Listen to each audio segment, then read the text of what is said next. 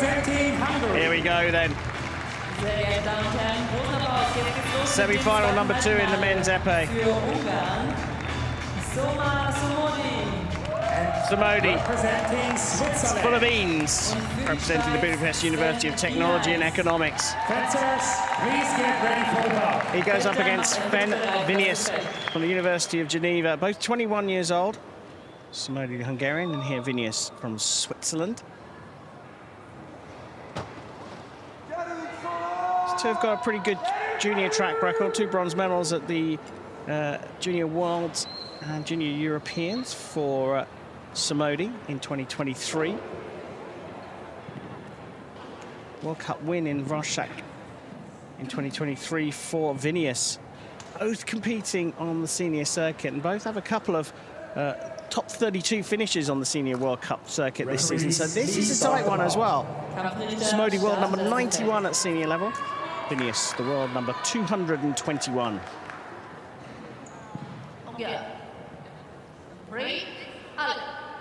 Off we go then. Men's semi-final number 2 here, 2025 World University Games.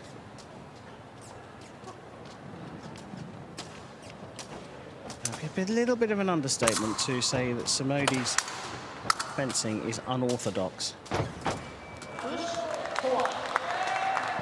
Got a little flat-footed there, to the delight of the Swiss coach, because VINEIS saw the opportunity. He's keeping a lot neater. Point in the right place. The fencer on the left, this is. I keep it in the right place. Very textbook.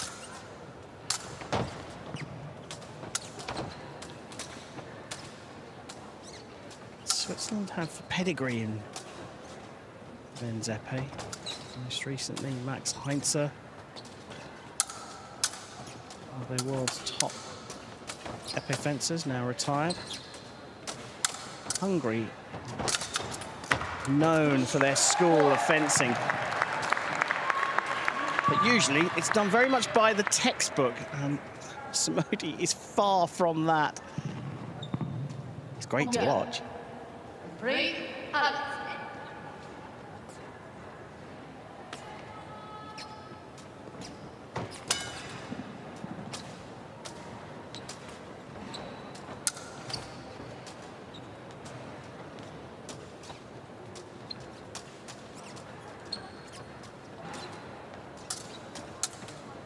Starting to tighten up a little bit, and I don't mean that in a bad way. I mean, he's keep that hand a little still.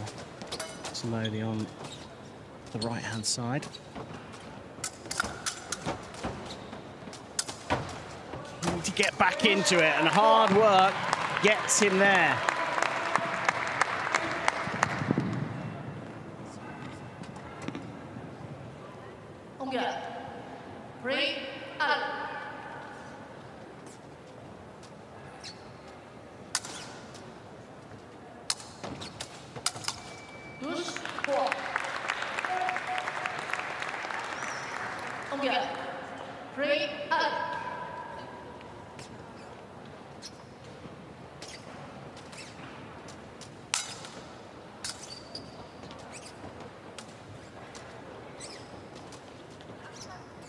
We can see that all the work is being done by Somody at the moment in terms of the creation.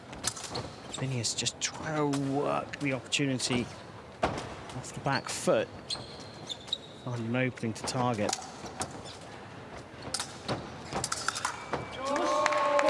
There's no distinct pattern to Somody's movements. Sometimes the fencers fall into the trap and the habit of moving their weapons in a pattern of positions. There's 8 main lines in fencing. The hand moving across the body to 4 line from the 6 line in the top, and at the bottom the 7 line and the 8 line. And some fencers can fall into a pattern of going from one to the other.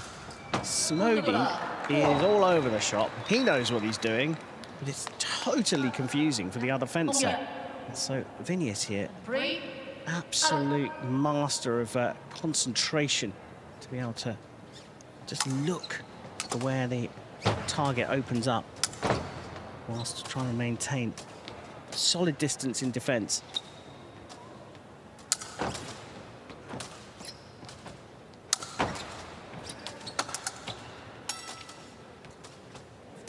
Being treated to two completely different kinds of fencer here. There is not much in it at the end of the first period. VINEIS leading 4-3. I don't think either fence is going to be particularly happy just yet. They haven't quite clocked how to do things. And if VINEIS sticks with this reactive approach, then I think Somodyi will be quite happy because he's managed to close the gap up.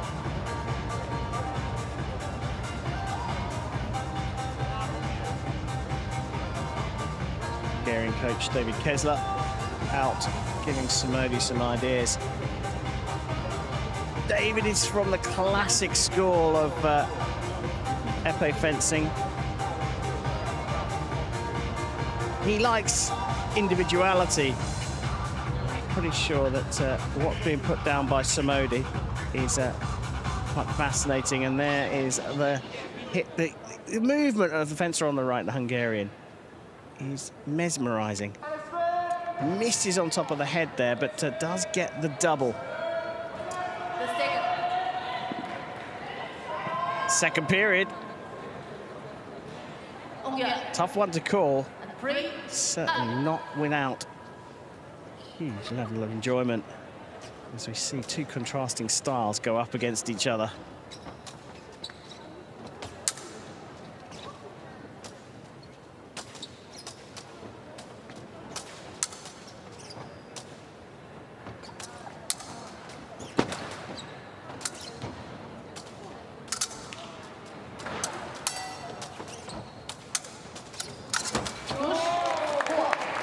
Now, all square.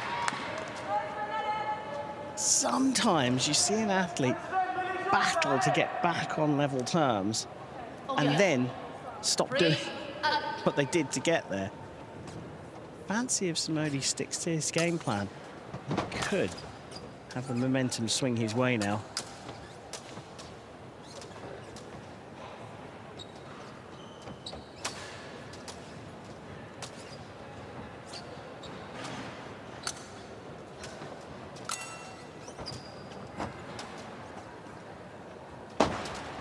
See that momentarily the fight taking place in Somodyi's half, so you can see that VINEIS is trying to press a little bit more, but it's tempered Somodyi's big blade movements.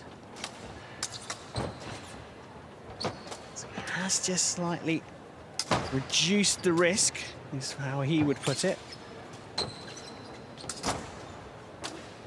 Somodyi now back pressing a little bit more.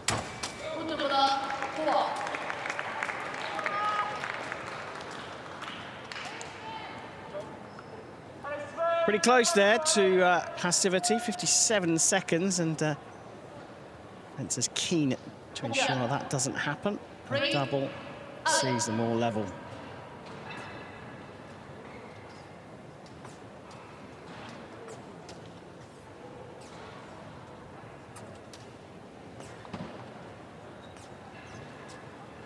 Right, just have a little moment of relaxation here. It's been pretty intense so far. They've just opened up the distance a little bit. Somodyi looks like he's playing a little trick here. Opens the distance up and then closes it right down again. VINEIS will need to stay completely focused on the target ahead.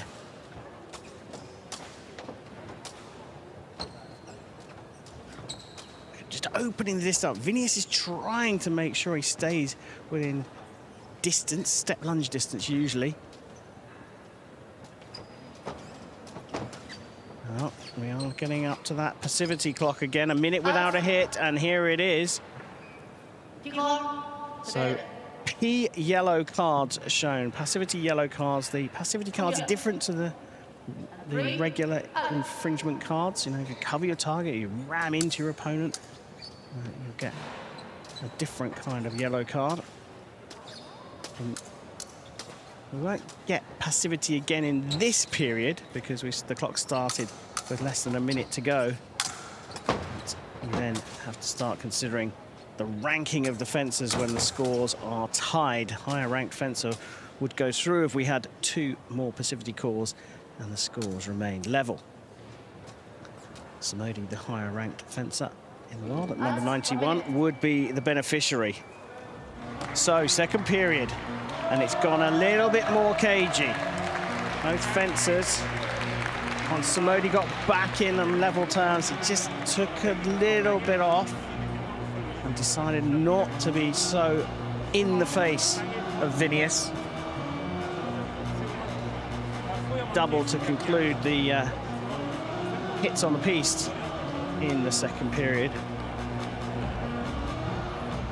The pressure's on this man, though, Sven VINEIS. If he can get a point ahead, Somodyi will come back at him as he did in the previous period. And here is the last of the action at 4-4. The passivity clock was on 57 seconds, and it ushered Somodyi into an attack. VINEIS getting the counter on in time to score a double. The next hit is so important in this fight now. 3 minutes of fencing left.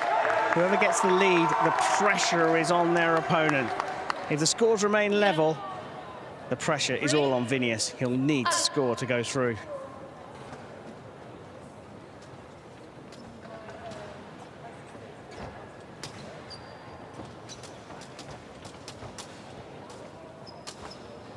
So Somodyi looks like he's gone back to the tactic that got him on level terms. A little bit more on it, and that's the result. And for the first time in the match, the Hungarian leads. And these little sideways movements of the body are, they really help Somodyi because he moves his target away from where VINEIS is going.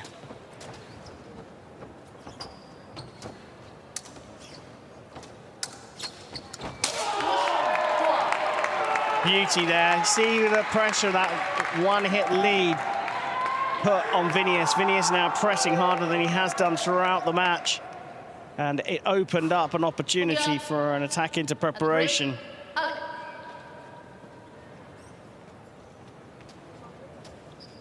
And for a 2-hit lead, Somodyi gets, not for long.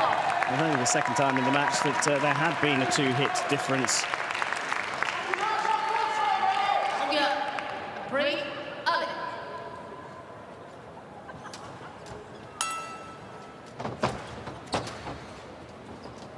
So Somodyi on the back line, VINEIS having to press a little harder now. He's only 1 behind. But we need to be conscious of the shot clock there, and he also needs to be conscious of setting up the hit properly. He attacked them from too far away, and Somodyi saw it coming, even though he was pinned to the back line. A great deal of concern on the Swiss coach's face. 2-point lead. It's not insurmountable, but if Somodyi was to get another one, VINEIS would have to just go on an all-out attack here.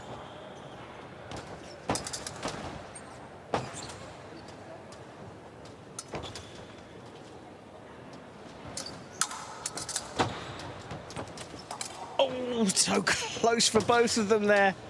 A whisker away from scoring a single light. And this again, getting into distance and not doing anything. VINEIS has been picked off by Somodyi again.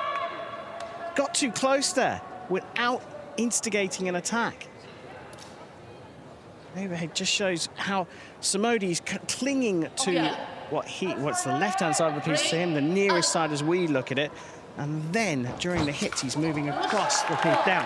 That was a little sloppy from Somodyi. Didn't set anything up there, just decided to attack off the line, perhaps predicting that VINEIS was going to come out on the attack. In 25 seconds, still only 2 hits, still plenty of time. VINEIS doesn't, it's just starting his attack from 1 step too far away. He knew it that time, got away with it with the first attempt, but because of the long arm of Somodyi, he was able to get in and get hold of the blade and block it out. Distance.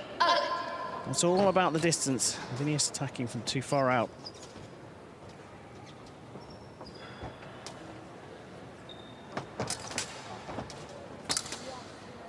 The great Polish coaches said that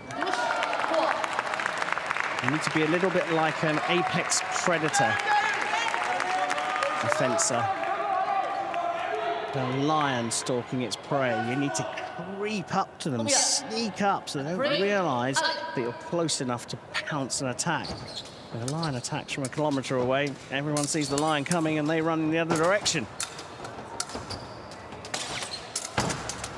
Well, this is livened up because VINEIS is running out of time here.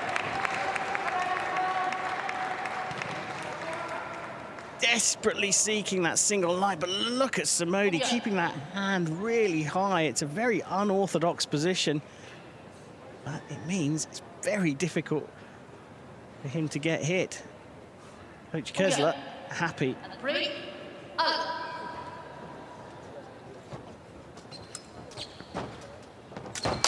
Now that's the single light that VINEIS was looking for.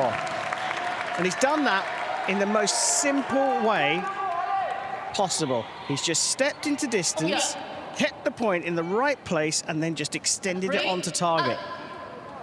This isn't done, this one either.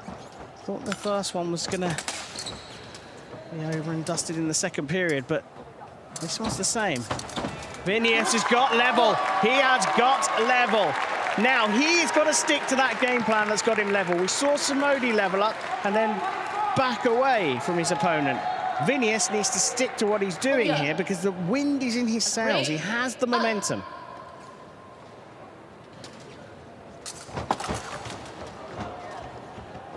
Well, he's been here before in the round of 16. He snuck through 15-14. And with time running out, this does have the feel of a 14-14, but a brilliant surprise attack from Soma Somodyi. It's basically, who's got the kahunas here? It's as raw as that. Who is brave enough to go after their opponent? Somodyi proving that he has. And again, this time, it's VINEIS's big hand movement that opened the target. Somodyi played a VINEIS on VINEIS. He kept his hand really still. So showing a bit of variety here, the Hungarian.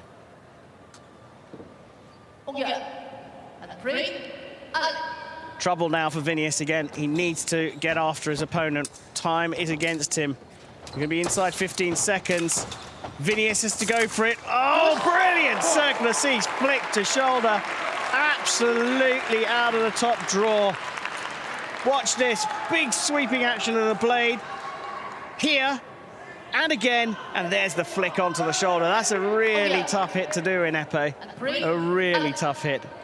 Needs to do it again. Attack into prep.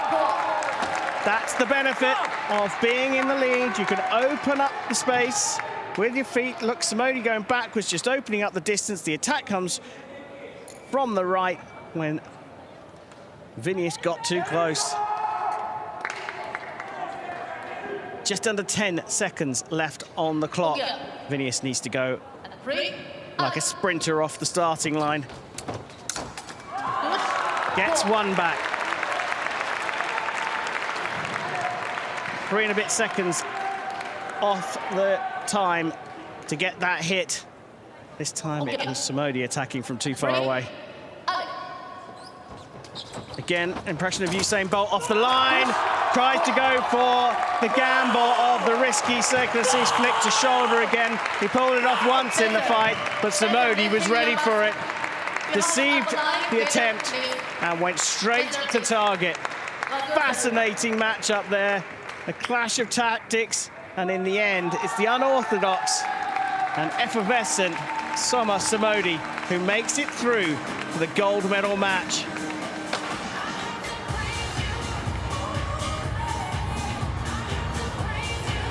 The whole of Hungary delighted with that. including Coach Kessler.